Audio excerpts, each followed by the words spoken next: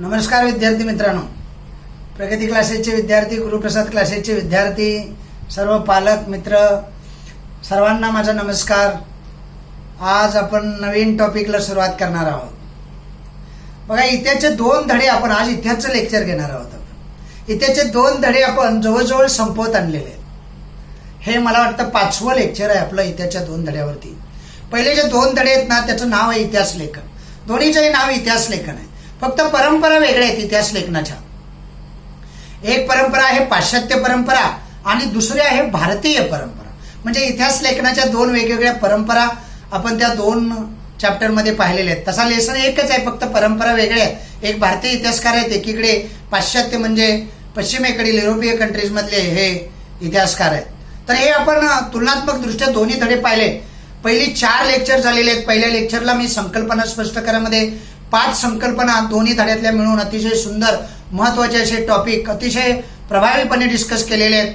ते तुम्ही लिहिलेले आहेत, त्याच्या नोट्स मी तुम्हाला दिलेले आहेत आणि त्या लिहिल्यानंतर आपण त्या पाठ केलेले आहेत आणि पाठ करून सुद्धा मग पुढच्या टॉपिकला आपण सुरुवात केलेली आहे। पुढचा टॉपिक એટલે थोडक्यात उत्तरे द्या। खालील प्रश्नांची थोडक्यात किंवा सविस्तर उत्तरे द्या हा सर्वात मोठा प्रश्न असतो 8 मार्काचा। तो प्रश्न सुद्धा आपण पाहिलेले 5 वेगवेगळे महत्त्वाचे टॉपिक दोन्ही धड्यातून निवडलेले आहेत, त्याच्यावरती आपण चर्चा केलेली आहे। तिसऱ्या लेक्चरमध्ये आपण 25 ते 30 शब्दांमध्ये प्रश्नांची उत्तरे द्या असा एक प्रश्न असतो। त्या प्रश्नावरती आपण प्रकाश टाकलेला आहे। अतिशय सुंदर रीतीने ते प्रश्न सुद्धा आपण डिस्कस केलेले आहेत, त्याचा चर्चा केलेली आहे। ते तुम्ही ऐकलेले आहेत, त्याच्या सर्वांच्या नोट्स लिहिलेले आहेत, त्या पाठ केलेले आहेत। आता तुम्हाला ते धडे कळले असतील, सारे टॉपिक आपण कव्हर केलेले आहेत। नंतर 4थं लेक्चर जे होतं ना, ते विधाने सकारण स्पष्ट करा हे जे सदर असतं तिसऱ्या प्रश्नामध्ये, तिसऱ्या अ मध्ये, प्रश्न तिसरा अ यामध्ये विचारले जाणारे हे प्रश्न असतात सकारण स्पष्ट करायला विधान देतात आणि त्याचं कारण सांगायचं असतं। तर यामध्ये सुद्धा आपण जवळजवळ 4-5 टॉपिक अभ्यासलेले आहेत। अशा पद्धतीनं सारे दोन्ही धडे तंतोतंत कव्हर करत आणलेले आहेत। आता राहतं काय माहित आहे, स्वाध्यायामध्ये जर तुम्ही स्वाध्याय उघडून बघितलं, आता तुमच्याकडे पुस्तक आहेत की नाहीत मला माहित नाही, पण त्या स्वाध्यायामध्ये ना दुसरा एक प्रश्न आहे, तो तसा जनरल नॉलेजसाठी फार महत्वाचा असतो। दिलेल्या पर्यायापैकी योग्य पर्याय निवडायचे आणि विधानं पूर्ण करायची। म्हणजे गाळलेल्या जागाच असतात, त्या फक्त पर्याय दिलेले असतात। तर हे पर्याय योग्य पर्याय निवडायचा हा प्रश्न असतो, तो फक्त आपला आता राहिलेला आहे। आणि मग वाचन एका लेक्चरला आपण करणार। मग वाचन करायचं, पुस्तक घ्यायचं। तोपर्यंत मी पुस्तकही मिळवेन। मी 1-2 फोनही केलेले आहेत मुलांना, गेल्या वर्षीची मुलं आहेत त्यांनी घेऊन जावं असं सांगितलंय, पण ते लॉकडाऊन असल्यामुळे जाता येत नाही। तोपर्यंत येईल आपल्याकडे पुस्तक, मग आपण असं पुस्तक घेऊयाल आणि मग वाचूयाल। मग तुमच्या लक्षात येईल, अरे हे पाठ केलंय, पण हे पाठ केलंय, हे सरांनी सांगितलंय, डिस्कस केलेलं आहे। मग तो द्वंद्ववाद असेल, राष्ट्रवादी इतिहास असेल, प्राच्यवादी इतिहास असेल, स्त्रीवादी इतिहास असेल, सारे प्रश्न आपण एक करून असे डिस्कस केलेले आहेत। एकही टॉपिक त्यामध्ये सोडलेला नाही। आता आपलं काम थोडंसं हे जे छोटे प्रश्न आहेत ऑब्जेक्टिव्ह, म्हणजे 1 मार्काचा 1 प्रश्न, असे ऑब्जेक्टिव्ह प्रश्न आहेत ना, ते तेवढे राहिलेले आहेत आणि तेच महत्वाचे आहेत। ऑब्जेक्टिव्हचा प्रश्न असतो ना, तिथे तुम्हाला 1 शब्द लिहून 1 मार्क मिळवायचा असतो। एरवी इतर प्रश्नामध्ये ना 1 मार्क मिळवण्यासाठी किमान तुम्हाला 2-3 ओळीचं उत्तर लिहावं लागतं आणि मग ते लिहिताना आपल्याला खूप त्रास होतो, अभ्यास करावा लागतो। इथं हे प्रश्न असतात ना, 1 शब्द लिहायचा असतो, पर्याय दिलेले असतात, म्हणजे आपल्याला हिंट दिलेली असते, त्यातून आपल्याला योग्य पर्याय निवडायचा असतो। हे वाचनाचे प्रश्न असतात। पुन्हा पुन्हा पुस्तक वाचल्यानं हे प्रश्न तयार होतात। किंवा चुकीची जोडी ओळखा असा एक प्रश्न असतो पुढे। 2 लेसनमधून 2 आपण पाहणार आहोत। अशा चुकीच्या 4-4 जोड्या दिलेल्या असतात, त्यातली 1 जोडी चुकीची असते, दुरुस्त करून लिहायची असते, ते आपण याच्यानंतर पाहणार आहोत याच प्रश्नामध्ये। तर आज आपल्याला विधान जे असतात त्याचे पर्याय निवडायचे असतात। म्हणजे खाली दिलेल्या पर्यायापैकी योग्य पर्याय निवडून विधाने पूर्ण करा असा प्रश्न विचारला जातो। मग हा प्रश्न सोडवताना आपल्याला ती विधानं आपल्या डोळ्यासमोर असणं गरजेचं आहे, नाही का? त्यामध्ये काही चर्चा फारशी करायची गरज नसते। जे पर्याय दिलेले असतात ते पर्यायापैकी योग्य पर्याय निवडायचा असतो। मी ऍक्च्युली सारे पर्याय 30 पर्याय 2 चॅप्टरमधून आपण काढलेले। ऍक्च्युली तुम्ही जर स्वाध्यायामध्ये बघितले तर पहिल्या लेसनमध्ये 2 आहेत आणि दुसऱ्या लेसनमध्ये 2 आहेत, असे 4च फक्त पर्याय निवडून विधाने पूर्ण करायसाठी स्वाध्यायामध्ये दिलेले आहेत। पण दोन्ही लेसनमध्ये मिळून मी 30 काढलेले आहेत, त्यामुळे त्यातून अजून याच्यापेक्षा वेगळं काय विचारण्याची शक्यताच उरत नाही. म्हटलं ते आपण नीट पाहणार आहे, पुन्हा लिहिणार आहे आणि मग ते पाठ करणार आहे. तंतोतंत आपल्याला ते पाठ करायचं आहे. तर एक एक आपण पाहणार आहोत. आज नीट मी एक एक तुम्हाला सांगणार आहे, तो नीट तुम्ही ऐकायचा, समजून घ्यायचा आणि मग समजून घेतल्यानंतर मग एक एक करून आपण काय करायचं, तो नंतर लिहून काढायचा आणि मग पाठ करायचा. अशा पद्धतीनं या प्रश्नाची आपण तयारी करणार आहोत. तर एकूण किती आहेत, तर 30 पर्याय म्हणजे पर्याय निवडून विधाने पूर्ण करा यासाठी विचारलेले हे प्रश्न आहेत. तर कोणकोणते प्रश्न आहेत, 30 कोणकोणते आहेत ते आपण एक एक करून पुढे जाणार आहोत. पहिला प्रश्न बघा. प्रश्न पहिला आहे. प्रश्नपत्रिकेमध्ये कसा विचारला जातो ते पुन्हा एकदा सांगतो. दिलेल्या पर्यायापैकी योग्य पर्याय निवडून विधाने पूर्ण करा. प्रत्येकाला 1 गुण असतो. अशी 2-4 विधानं दिलेली असतात. तर आपल्याला नक्की योग्य उत्तर आलं पाहिजे. वाटायला सोपे प्रश्न असतात हे, पण जाता जाता ओव्हर कॉन्फिडन्स होतो, येतंय मला असं वाटतं आणि बरीच हुशार मुलं सुद्धा चुकीचं लिहून येतात. असा बऱ्याच वर्षानुवर्षीचा आमचा अनुभव आहे. त्यामुळे याकडे सुद्धा लक्ष दिलं पाहिजे. मी सांगितलं ना, हा 1 मार्क देणारा प्रश्न आहे. 1 शब्द लिहिला की 1 मार्क. हा चुकायचा नसतो कधी. तो सोडवताना ना काळजी घ्यायची असते. म्हणजे आपल्याला जर येत नाही असं वाटलं ना, खात्री नाही असं वाटलं ना, थोडं थांबायचं असतं. आपण ते वाचलेलं असतं, सरांनी सांगितलेलं असतं, शिक्षकांनी शिकवताना जोर दिलेला असतो त्या वाक्यामध्ये.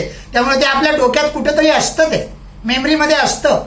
फक्त आपण ते थोडंसं थांबायचं. आपण काय करतो माहिती आहे, फार गडबड करतो. जणू काय लगेच आपल्याला आता उठून जायचंय, तशी गडबड करायची नाही. हे प्रश्न लिहिताना फार काळजी घ्यायची असते. त्यातला पहिला प्रश्न बघा.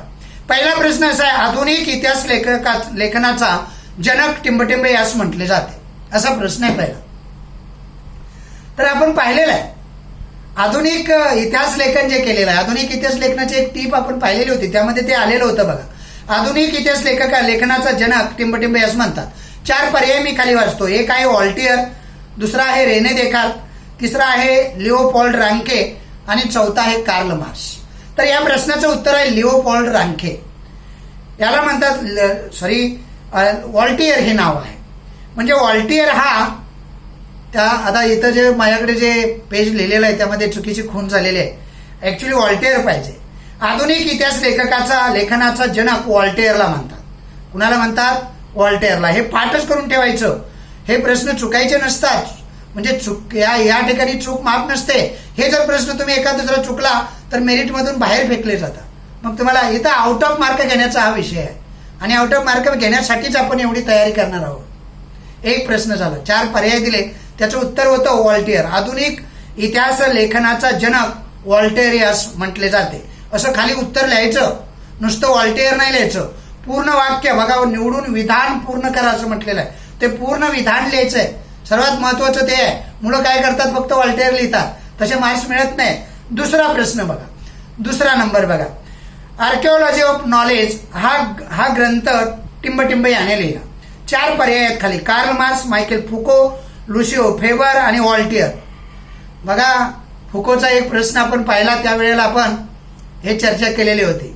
हा जो मायकेल फुको आहे ना, तो आर्किओलॉजी ऑफ नॉलेज हा ग्रंथ आहे, त्याचा लेखक आहे. त्यानं ते पुस्तक लिहिलेलं आहे. तर त्याचं उत्तर काय आहे? मायकेल फुको. मागे आलेलं होतं आर्किओलॉजी ऑफ नॉलेज.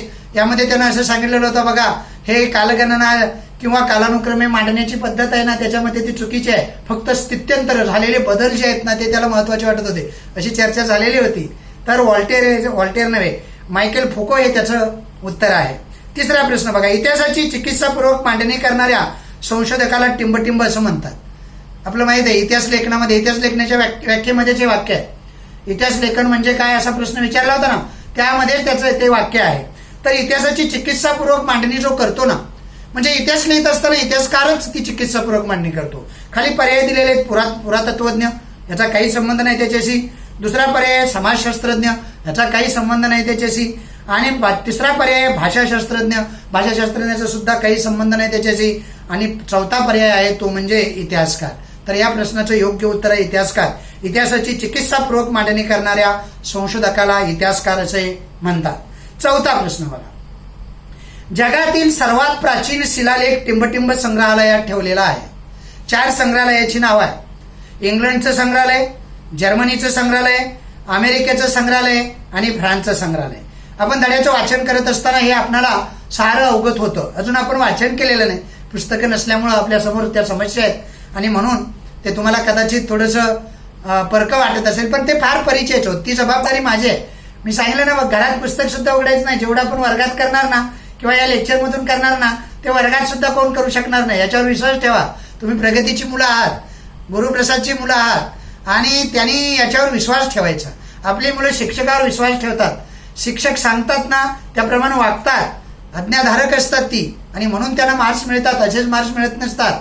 तर या प्रश्नाचं उत्तर आहे फ्रान्स. जगातील सर्वात प्राचीन शिलालेख टिंबटिंब संग्रहालयात ठेवलेला आहे. त्याचं उत्तर आहे फ्रान्सच्या संग्रहालयात ठेवण्यात आलेला आहे.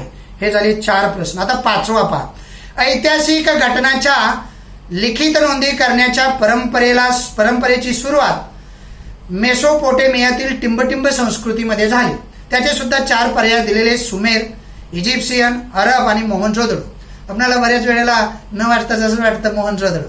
उगीच आपण काहीतरी ऐकलेलं असतं, नाव परिचयाचं असतं असं मनाला वाटून जातं आणि आपण मोहनजोदडोला मार्क करतो किंवा ते लिहितो. पण तसं नाही. सुमेर हे त्याचं उत्तर आहे. काय उत्तर आहे त्याचं? सुमेर. लक्षात राहील का सर्वांना? सर्वांच्या लक्षात राहील? हा, सुमेर हे त्याचं उत्तर आहे. ऐतिहासिक घटनांच्या लिखित नोंदी करण्याच्या परंपरेची सुरुवात मेसोपोटेमियातील सुमेर संस्कृतीमध्ये झाली असं त्याचं उत्तर आहे. अशा पद्धतीनं पहिले 5 प्रश्न आपण पाहिलेले आहेत. नंतरचा 6वा प्रश्न पहा. आधुनिक इतिहास लेखनाच्या परंपरेची बीजे प्राचीन टिंबटिंब इतिहासकाराच्या लेखनात आपल्याला आढळतात. तर आधुनिक इतिहासकार जे आहेत त्या इतिहासकारांची लेखनाची जी शैली आहे किंवा त्यांची जी परंपरा आहे त्या परंपरेची जी बीजे आहेत ती कोणत्या इतिहासकाराच्या लेखनात आपल्याला आढळतात असा तो प्रश्न आहे. मग आपल्याला पर्याय दिलेले आहेत: रोमन, जर्मन, ग्रीक आणि फ्रेंच. त्याचं उत्तर आहे ग्रीक. ग्रीक इतिहासकार असे आहेत की त्यांनी आधुनिक लेखनाची सुरुवात केलेली आहे, इतिहास लेखनाची, आणि त्या आधुनिक इतिहास लेखनाच्या परंपरेची बीजे या ग्रीक इतिहासकारांच्या लेखनामध्ये आपल्याला पाहायला मिळतात. 7वा प्रश्न काय बघा पुढचा. हिस्ट्री हा शब्द प्रथम इसवी सन पूर्व 5व्या शतकात होऊन गेलेल्या टिंबटिंब या ग्रीक इतिहासकाराने प्रथम त्यांच्या ग्रंथाच्या शीर्षकासाठी वापरला. हा बघा, पहिल्यांदा हिस्ट्री हा शब्द कुठून आला आणि काय आला? पुस्तकात 2-3 ओळी आहेत त्याच्यावरती. खाली पर्याय दिलेले मी तुम्हाला सांगतो: लिओपोल्ड रांके, जॉर्ज हेगेल, मायकेल फुको आणि हिरोडोटस. आता हा जो हिरोडोटस आहे ना, हिस्ट्री हा शब्द त्यानं पहिल्यांदा आणला. इसवी सन पूर्व 5व्या शतकामध्ये होऊन गेलेला हा एक इतिहासकार आहे. त्यानं हिरोडोटस हा शब्द या इतिहासकाराने प्रथम त्याच्या ग्रंथाच्या शीर्षकासाठी वापरलेला आपण पाहतो. त्याचं उत्तर आहे हिरोडोटस. पुढे 31रा प्रश्न, म्हणजे आता मला वाटतं 8वा प्रश्न असेल. 8वा प्रश्न. इसवी सन 1737 मध्ये जर्मनीमध्ये टिंबटिंब विद्यापीठात प्रथमच इतिहास या विषयाला स्वतंत्र स्थान प्राप्त झाले. त्याचे 4 पर्याय दिलेले आहेत. इतिहास हा विषय आहे, नीट प्रश्न समजून घ्यायचा. हा इतिहास विषय आहे. त्या इतिहास विषयाला कोणत्या विद्यापीठामध्ये स्वतंत्र स्थान प्राप्त झालं असा तो प्रश्न आहे. विद्यापीठाची 4 नावं दिलेली आहेत: ऑक्सफर्ड विद्यापीठ, केम्ब्रिज विद्यापीठ आणि गॉटिंगेन विद्यापीठ आणि स्टॅनफोर्ड विद्यापीठ. याचं जे उत्तर आहे ना ते उत्तर आहे गॉटिंगेन. म्हणजे 19व्या शतकातील इतिहास लेखनाच्या या स्वतंत्र इतिहास लेखनाला जे स्थान मिळालेलं आहे त्या विद्यापीठाचं नाव आहे गॉटिंगेन. काय नाव आहे त्याचं? गॉटिंगेन. थोडंसं आपल्या व्यवहारी याच्यातला शब्द नाही येतो, गॉटिंगेन असं नाव आहे, ते डोक्यात ठेवायचं. गॉटिंगेन 4-10 5-10 वाचल्यानंतर त्याला मी इतिहासाचं वाचन ना तुमच्या माहितीसाठी सांगतो 5-25 वेळा वाचून घेतो हे धडे. त्यामुळे तुम्ही काही चिंता करायची नाही याची. आता आपण फक्त पाठ करून ठेवायचे, ते वाचनात आले की ते अजून आपल्या परिचयाचे होऊन जाणार. पुढचा प्रश्न आहे: 19व्या शतकातील इतिहास लेखनाच्या पद्धतीवर प्रामुख्याने टिंबटिंब यांच्या विचाराचा प्रभाव होता. म्हणजे 19व्या शतकातील जे इतिहास लेखन आहे, इतिहास लेखनाची जी पद्धत आहे त्याला आधुनिक पद्धत असंच म्हणतात इतिहास लेखनाची. पण प्रश्न कसा विचारलाय? आधुनिक इतिहास लेखनाच्या पद्धतीवर असं नाही म्हटलं. 19व्या शतकातील म्हणजे तुम्हाला 19व्या शतकातील इतिहास लेखन कसं होतं, त्याला काय म्हणतात हे माहीत पाहिजे. म्हणजे त्याला आधुनिक इतिहास लेखन असं म्हणतात. त्या इतिहास लेखनाच्या पद्धतीवर प्रामुख्याने टिंबटिंब यांच्या विचारांचा प्रभाव आहे. एक आहे कार्ल मार्क्स, दुसरा आहे व्हॉल्टियर, तिसरा आहे जॉर्ज हेगेल आणि लिओपोल्ड रांके. तर याचं उत्तर आहे लिओपोल्ड रांके. म्हणजे 19व्या शतकातील इतिहास लेखनाच्या पद्धतीवर प्रामुख्याने लिओपोल्ड रांके यांच्या विचाराचा प्रभाव दिसतो. पुढचा नंबर म्हणजे 10वा नंबर. 10वा प्रश्न पहा. 20व्या शतकाच्या सुरुवातीस फ्रान्समध्ये टिंबटिंब नावाने ओळखली जाणारी इतिहास लेखनाची प्रणाली उदयाला आली.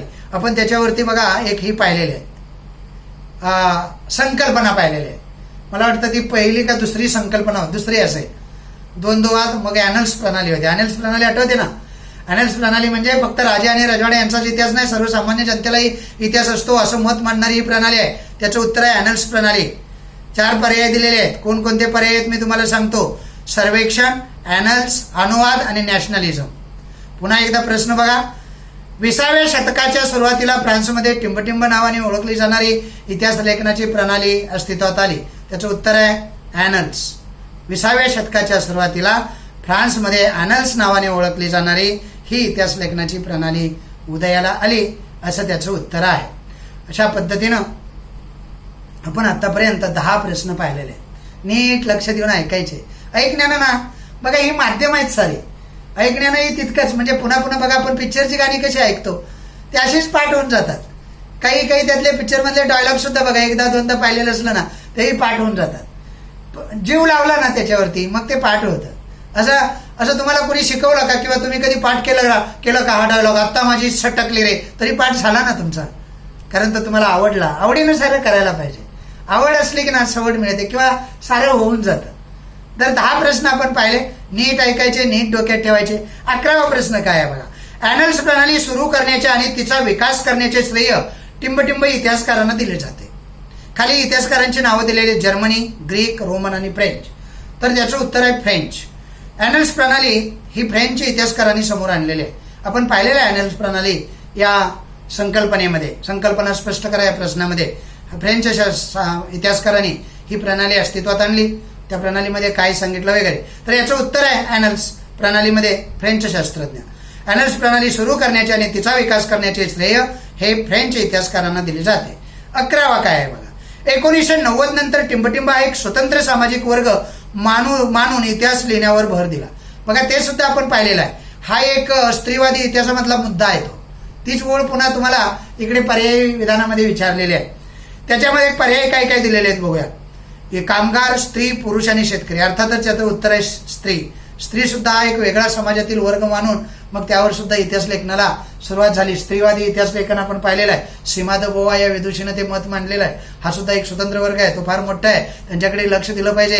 त्यांना सुद्धा इतिहास आहे, त्यांच्यामध्ये सुद्धा कर्तबगारी आहे. शूरवीर महिला होऊन गेलेल्या आहेत, त्यांच्यावर सुद्धा इतिहास लिहिला पाहिजे, त्यांचा इतिहास सुद्धा पुढे आला पाहिजे असं मत तिनं मांडलेलं होतं. ते विधान आहे ते. पुढे बघा. 30 म्हणजे जवळजवळ आपण 10, 11, 12 पाहिले. 13वा पहा. मनोविकृती, वैद्यकशास्त्र, तुरुंग व्यवस्था यासारख्या विषयाचा टिंबटिंब यांनी इतिहासाच्या दृष्टिकोनातून विचार केला. त्याचं नाव आहे मायकेल फुको. पर्याय दिलेले आहेत. Michael फुको, Karl Marx, Renee Descartes आणि वॉल्टियर. तर त्याचं नाव आहे मायकेल फुको. बघा आपण मायकेल फुकोला ज्ञानाचं